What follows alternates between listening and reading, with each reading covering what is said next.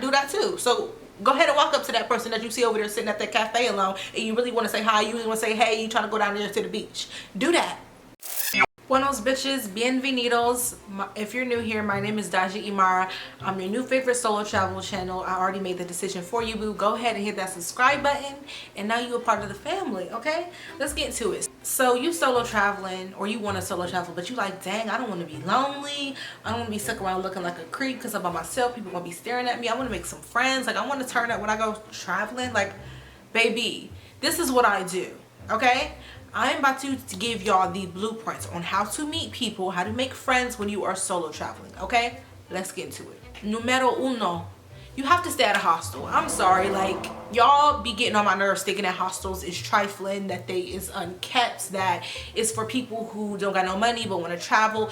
Baby, I have never shared a room and I have never shared a bathroom space because I do not got time for that. I'm not that type of traveler, okay? Hostel is one of these best ways to meet people because, one, if you do go the route when you are in a bunk bed area, you literally got to talk to people. You got to say, excuse me, is you using the bathroom? Is this place taken? Can I put my bag here? Oh, do I need to turn the light off? You got to talk to people. So that's one way where, like, when you were literally in an environment where you were forced to speak to somebody. Say you don't want to stay in a bunk bed, you want to get a private room with your own private bathroom, which is what I do. Baby, just about every hostel you go to, your first night you get a free drink.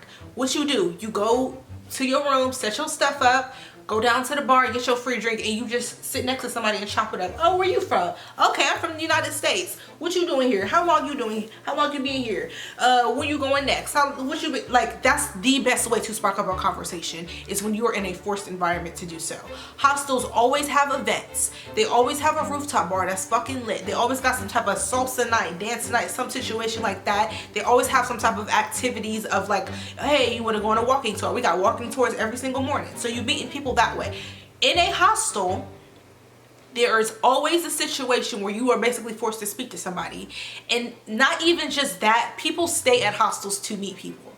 You would be surprised how many people are there because, oh yeah, I could afford to go to a hotel, but I'm not going to meet nobody that way.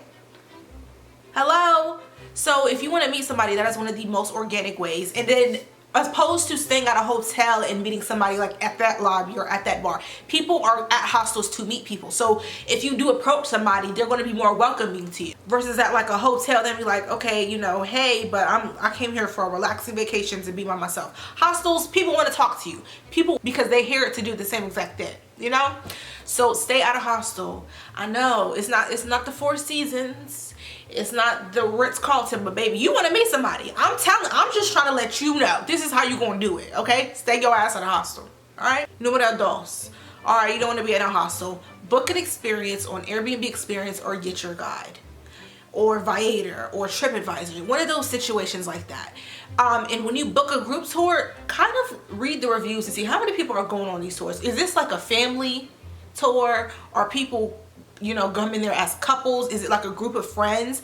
Be mindful with the type of tour you book that way, because that'll tell you that when you go to these tours, are these people more welcoming to make friends?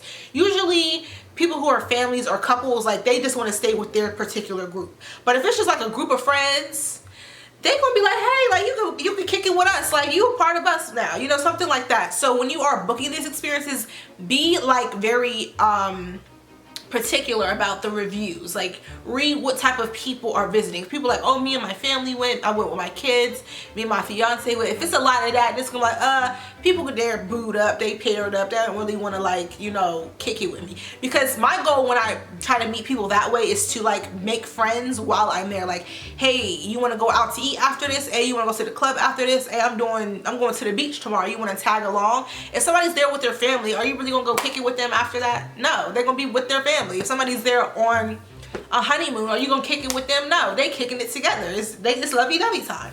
So look at the reviews in that way when you are searching for a way to meet people via booking tours and things of that nature on tourism boards and things of that nature. So that's another way. It's super perfect. Another super organic way where you don't gotta necessarily go out of your way to speak to a stranger, and then you got that weird, you know, thing going on where they don't want to be talking to you. Okay, get into that. Numero tres is going to have to be Facebook groups. I think this is like the most underrated way to meet people. I think when people join Facebook groups that in regards to travel, they're mostly thinking like, Oh, has anybody ever been to Italy? I want to go to Italy. What's your opinion? Oh, I want to book my first solo trip. I don't know where to start. What up? Like, you could literally be like, hey, I'm going to Italy. Who finna be up there? Pull up on me.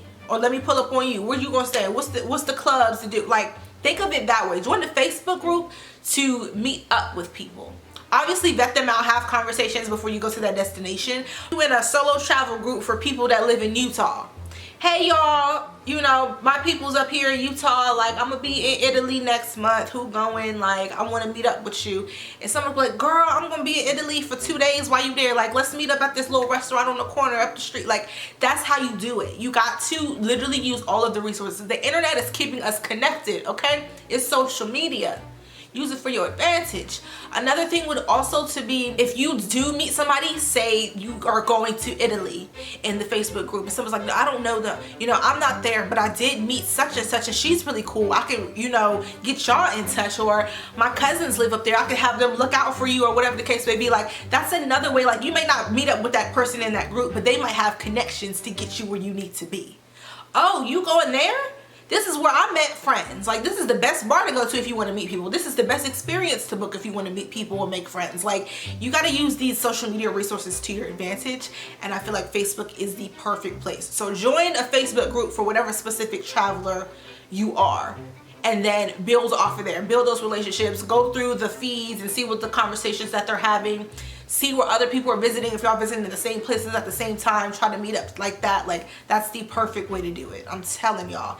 Do not sleep on Facebook groups. Don't do it. All right, and numero cuatro, the one that y'all don't want to know, the one that y'all don't want to have to deal with. You just got to walk up to somebody and talk to them. I'm pretty sure there's somebody out there solo traveling, or somebody sitting by themselves. You can literally walk up to them like, hey, I see you by yourself. You need some company. Hey, girl, like, is you solo traveling? What's up with you? What you doing out here by yourself? Like, what's going on? Like, I'm trying to be your friend. Like, what's good? Like, clearly don't do all that. That's bit dramatic and bit creepy. I would be like, girl, get the hell up out my face with all that. But anyway, literally just talking to somebody. Get out of your shell and walk up to people that you see are having a good time, and just be like, introduce yourself. I promise the world is not as scary as it may seem. A lot of people get told the advice when they solo travel, don't tell anybody you're alone. But that could be the demise to your fun. If you're alone and you meet somebody who's legit, like, hey, I have this yacht party, want to come? And you're like, no, I'm with my husband. And they're like, all right. Then next thing you know, they got an actual yacht where they invite a whole bunch of people and everybody got home safe. Like, think of it that way. Like, just be able to read people and not be so naive. There are obviously cases where you don't want to tell everybody that you're alone. I would never tell an Uber driver or a Lyft driver. I always say I'm about to meet somebody. I'm on my, you know, we drove separately, or a situation like that. But people who, you know, especially if it's somebody that kind of like is around your age group or your vibe, they look like they having a good time, they probably want to just have fun too and invite people, because that's what happens when you travel. People just want to meet strangers and make vacation friends and go home and tell all their friends about it.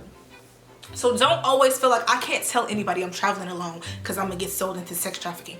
Baby, you think solo traveling is new? No, everybody been doing this forever, and this has always been ways that people have met one another when they solo travel. So don't be afraid of everybody in the world that you can't tell anybody the truth about your vacation.